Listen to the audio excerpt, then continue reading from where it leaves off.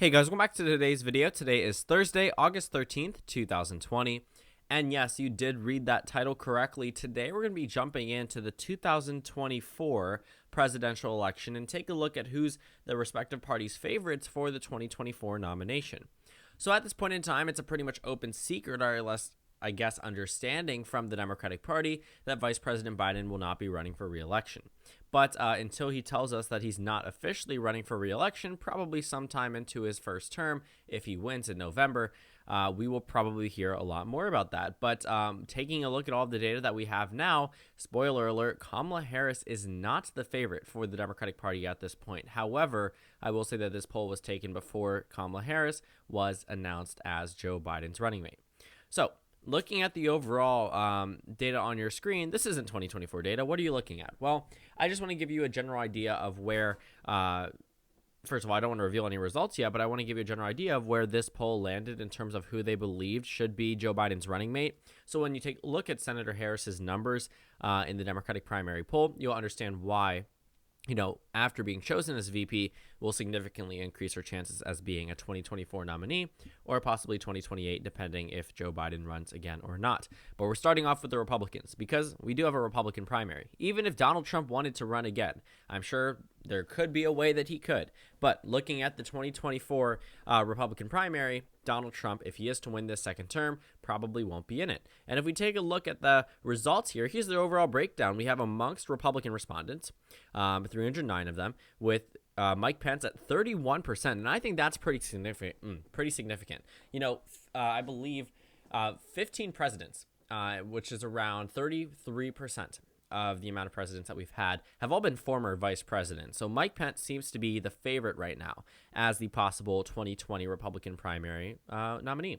And Donald Trump did win when he was around 35% in national polling data, just because there were so many other candidates that none of them were able to overcome him in a number of states. And given the fact that the Republican primary typically does winner-take-all systems, it was very difficult for other Republican candidates to overcome Donald Trump. Even though he was winning the states with only a small plurality of 32% of the vote, it was a winner-take-all system, and he was able to easily carry those delegates and ride to victory. So right now, Mike Pence is the favorite. And amongst the general population, the favorite is not Mike Pence. He's in second place.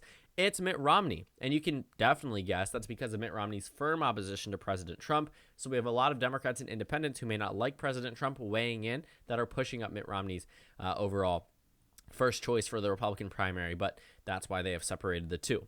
But if we take a look at this list, there's some pretty notable names. We have Mike Pence at number 1, pretty considerably, Donald Trump Jr., Nikki Haley, and then the rest are below 10%. But Mitt Romney, the 2012 failed GOP nominee, who is actually liked by a lot of Democrats at this point, is at 9%. So he leads Ted Cruz, Tucker Carlson, Marco Rubio, Paul Ryan, and even Kevin McCarthy, who is the I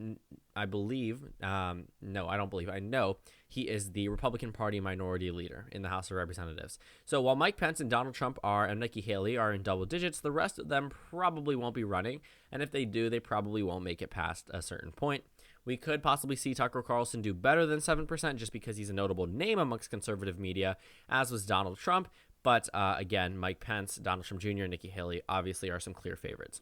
And Nikki Haley, I think, would be a very good choice for the GOP. Being completely honest, I think they need to put up a woman sooner than later. And I think Nikki Haley would be the perfect one to do that.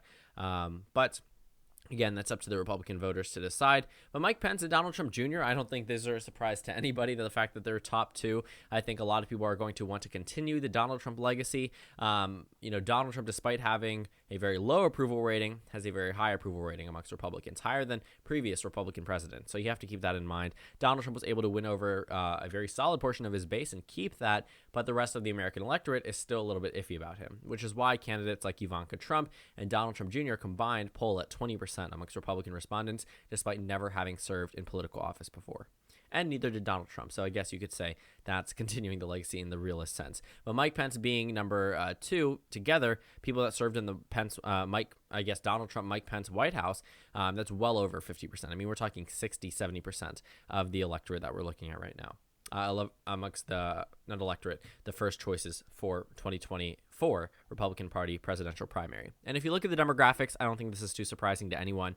Looking at the age numbers here, Mitt Romney seems to be leading. This is for all of the respondents, by the way. He seems to be leading amongst all of the age groups, I guess you could say, by roughly the same amount, but mainly above the 50-plus age group.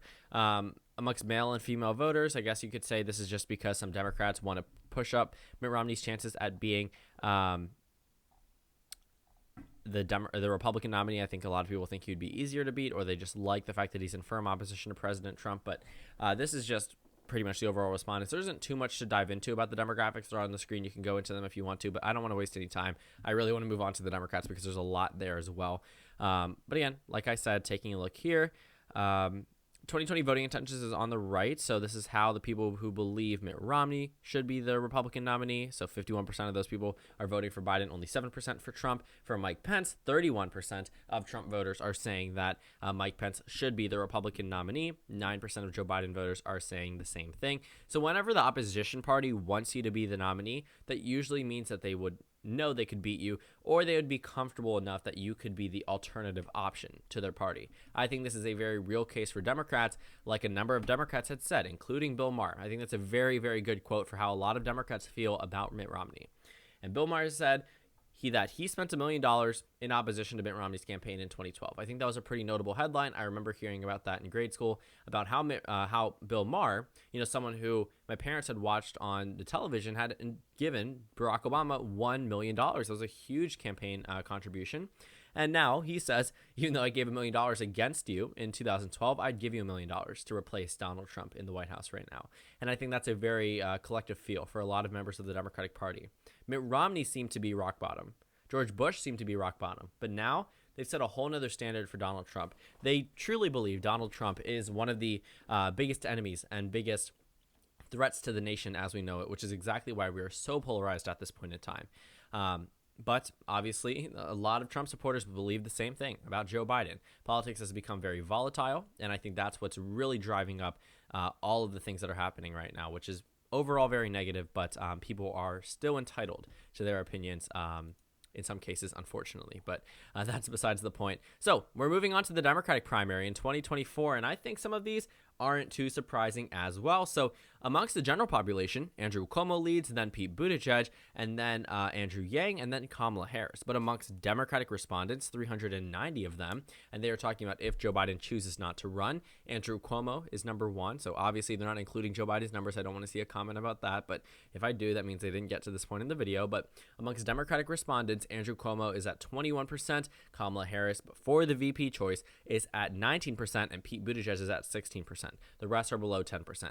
To be completely honest, I don't see a political future in the presidential scheme for AOC yet. I really think that if she runs for Senate, tries to primary someone, she could possibly lose. But if it's an open seat, very well could sweep that primary win in New York. I really think she would be a very outspoken senator, someone who could easily get her name out there. And yes, this run could be her first try. This is Biden's third bid for the presidency. 2016 was Hillary's second.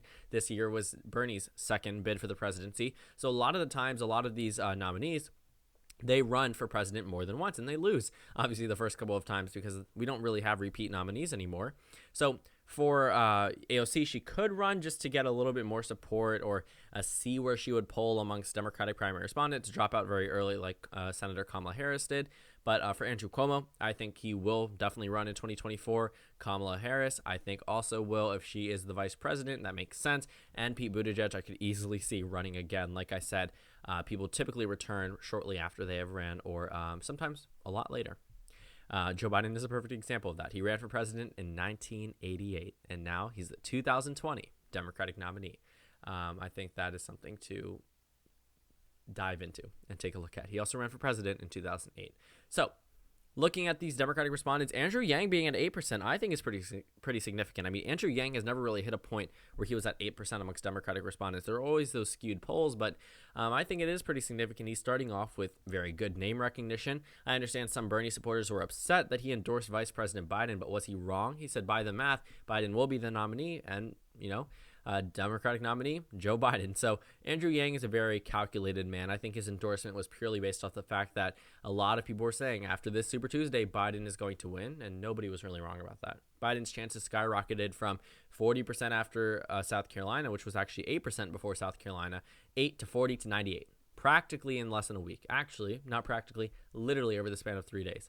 And that was pretty significant. So Andrew Yang endorsed where he saw the math going. That's something he's very big on. And yes, it may hurt him amongst the progressive base, but I definitely think he could win over a number of centrist voters. Amy Klobuchar, Cory Booker, Beto O'Rourke, Stacey Abrams are all at 6%. I think that they will probably remain there throughout the entire campaign. Beto O'Rourke I could easily see running later on, not so much now. And Kirsten Gillibrand, I don't know why she was included on this list. She probably isn't running for president yet again. And also, I believe that will be her Senate year as well. So unless Chuck Schumer was 2018. Someone can correct me on that, but I don't think she was. No, I think she was running. You know what? Yeah, someone correct me on that. I remember I covered 2018 for so long. I should know by now. But again, sometimes I forget things. And then this is the overall general population. But then we can go ahead and just scroll down.